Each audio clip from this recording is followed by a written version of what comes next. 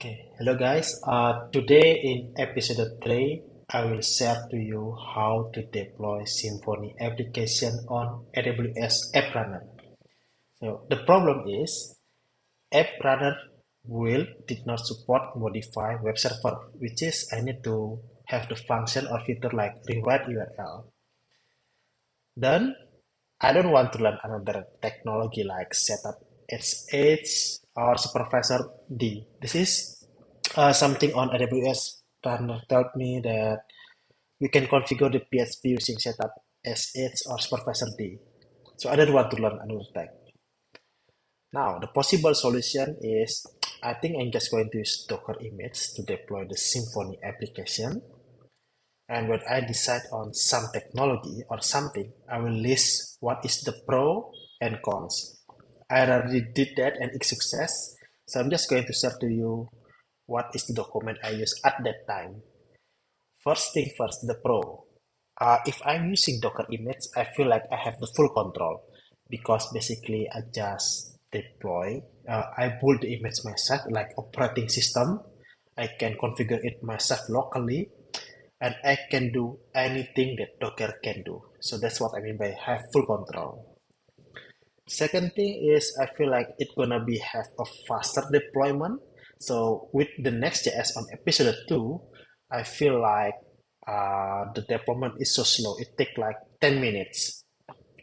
With Docker image, I found that the deployment faster.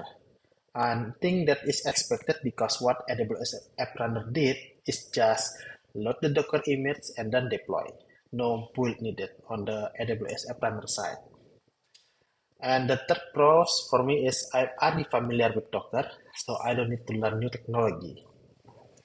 Now, for the cons, I need to pay for Elastic Container image. But if I calculate how much I need to pay, the image size that I built for a basic Symfony application is like 200 megabyte or less. I think it is actually 144 megabyte. And for Elastic Container image, I will pay like 10 cents per gigabyte per month. So I think it's pretty cheap for 200 megabyte. It will cost like 2 cents then. The second cons is I need to build the image myself locally, but I think in the future I can reduce this workload on me and move that to the AWS code pool. Okay, for this video, I will not share to you how the step-by-step to deploy App Runner because we are doing that on episode 2. On episode 3, I'm not going to repeat that because it is basically the same thing, just different configuration and use Elastic Container image and all done. But in this video, I'm going to share to you how I configure Docker to be deployable on AWS App Runner. Okay, this directory is all is a basic Symfony application. Is this a fresh install? The only thing that I added here is just Docker ignore, which will ignore some directory. I will give you the source code later and the Docker file. I will explain what I did on Docker file. So first thing first, on line 2, we install Composer and we get the binary and move the binary to the next stage of Docker build. On Docker, I'm using PHP 8.2 version. Okay, and then work directory based on my standard, I just use the app directory from root. Now, the interesting part for PHP, we need to install some extension. And sometimes it's hard to install extension where we need, for example, we want to install BCMat, we need to install another operating system to install BCMat plugin. So to make it simpler, I use the install PHP extension. So this is how to install it. The install PHP extension also clean up the binary that we didn't use anymore, which in the end will result this lower image size. So for example, right now, if I build the image, it will cost me like 144 megabyte. But if I do it manually, not using the install PHP extension, the image size could be end up like 900 megabyte. So it saved me a lot for using this extension. And to run Symfony application, I'm using MySQL. I don't think we use this anymore, just PDO MySQL. So I forgot to remove this one. And INTL for international package. And that is the only thing that needed for Symfony to run.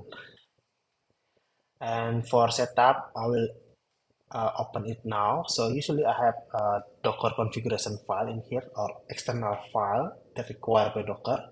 One is production, one is for development.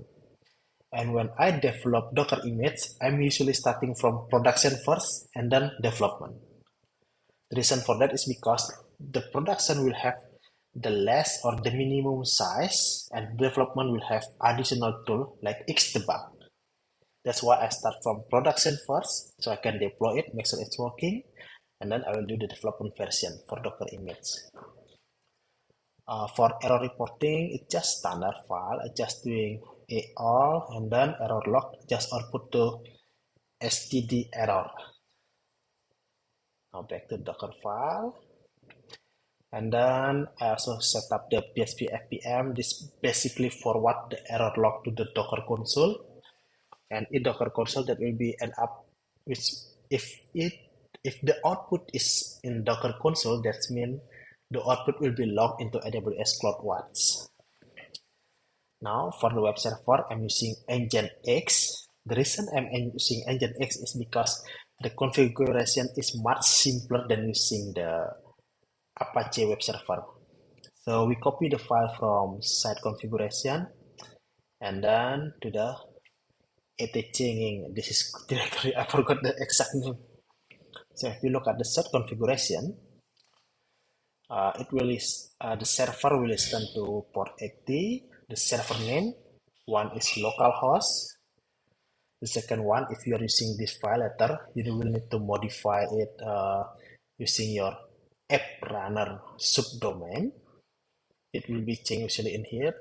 And I'm using AWS in Singapore, so that's why AP is one. And your exact domain when you are reconnect it to the AWS app runner. The root directory will be app public, which is here. And the location, this is basically like HT access for the rewrite URL. And I'm also using the FastGI or PHP FPM if you want to call it. That is the configuration for Nginx. Just 17 lines, that's it, done. Now, for deploying Symfony app, first we copy all the source code into our app directory, which is the best directory for our Docker application. I set up the application env production. This is the same as our env on Symfony. And then composer allow super user is true or 1. This is because when we run Docker, by default it will run as root. I don't want to make it super complicated, just run it as root and that's it. And for package, I add git and zip. The reason for git and zip is to make sure that composer install is working. We can ignore zip, but that will mean that composer will use PHP zip, which is much slower. That's why I add zip in here. And at the end of the day, at the end of the process, I delete both. Now, we install the package with no dev. This will mean that we didn't install the package in Composer JSON dev. In the end, we reduce the image size. And then we also optimize the autoloader. And then we also run composer dump env. Basically, I run the same command that suggested by Symfony in here, command deployment task. And after that, case clear, case one up. That's it. And for the comment, for the starting comment image, it will run Nginx and also PHP FPM. So both application is running. This is not ideal, but this is working for now. And in the Docker, I prepare the command in here. So if you want to build the image, I just need to run this command. And then if At the end, after the image is built, I will need to check how big is the image size. So if I open the console, I check in here, the image size is only 144 megabytes.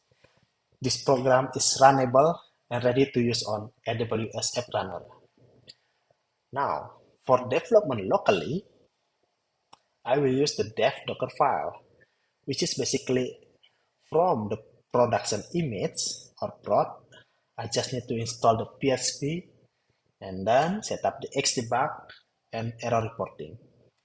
For the Xdebug, I just use mode host develop and host Docker internal start with request by default. That's it.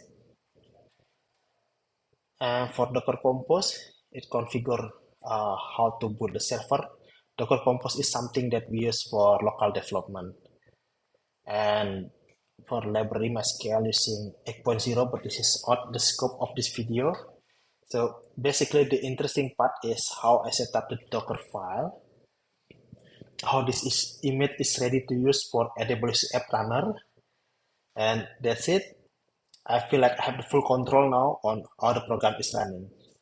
And that's it for the video for now, for today. Thank you. Bye.